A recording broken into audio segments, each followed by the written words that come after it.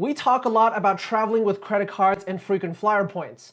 But how do you actually get those points? You're probably going to need a strong credit score. It's an important number that follows you around and helps you earn more points with credit cards, keeps your interest rates low on any loans you take on, which in the long run will help you save lots of money. And in this video, I'm going to go over 5 ways to improve your credit score so you can keep getting approved for credit cards and keep traveling the world. Now, this is the absolute #1 tip for improving your score, and this is something that most people don't realize affects their score at all. While it's something you can pretty easily do accidentally, the impact that it has on your score is pretty big. This is surprisingly credit utilization. Make sure you manage it well. What? What does that mean? Are you saying that using my credit is going to hurt my credit score? Well, yes and no. Let me explain.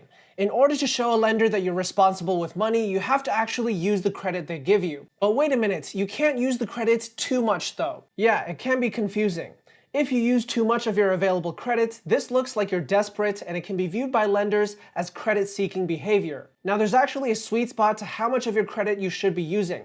That sweet spot is around 5 to 20%. So if you have, let's say, $10,000 in available credits combined across all your cards, you want to be using at least $500 and up to around $2,000, maybe $2,500 in a pinch. You can calculate this number by adding up all the balances that show up on your credit report and dividing it by the total credit available to you. If that number is between 5 and 20%, then you're good, and keeping it consistent within this range will help you improve your score over time. But if you have some big purchases one month and go over, say, 30%, is that going to tank your score? The answer is don't worry, because your credit score is dynamic. Although it may go down a bit, this is just temporary, and if you lower your utilization after a few months, you should see your score go back up. Now that's credit utilization, and we now know that it affects your score quite a bit. To be precise, the utilization factor makes up about 30% of your overall score. Moving on to tip number 2 now, this next way to improve your score isn't really something you can immediately change, but it is good to know about in case you are thinking of canceling any cards anytime soon. This factor is something to work on in the long term, and it speaks to the overall length of time that you've been using credit responsibly. It's called your average age of accounts.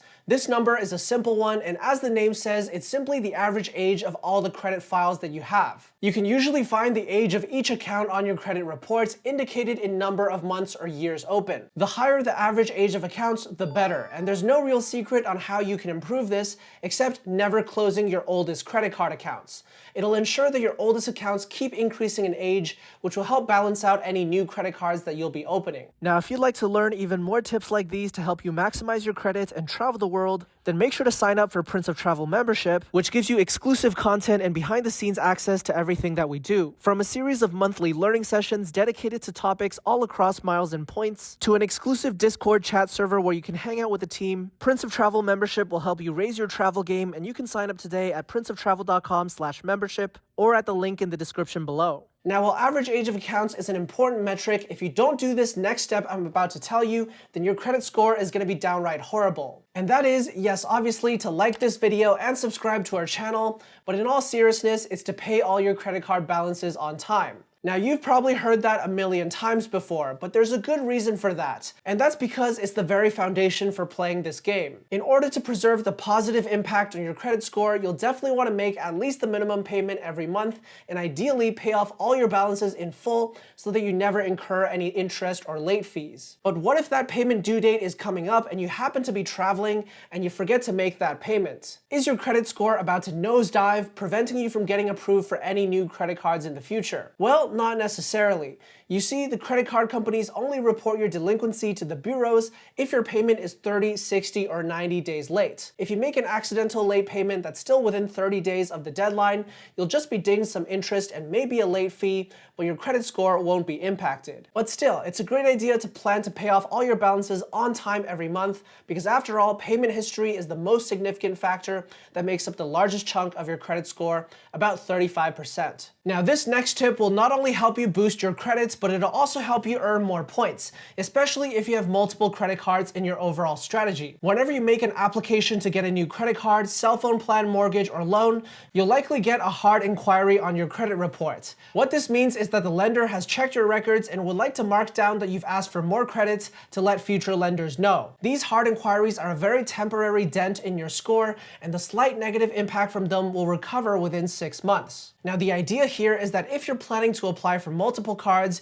you should time a few credit card applications together at around the same time so that the impact of their new inquiries all happen along the same cycle. This way, your score will swing between the relative highs and the relative lows, and during the highs, you'll be more likely to be approved for any new credit cards that you have your eye on next, rather than having your score wobble in a relatively average range the whole time and being more likely to get declined.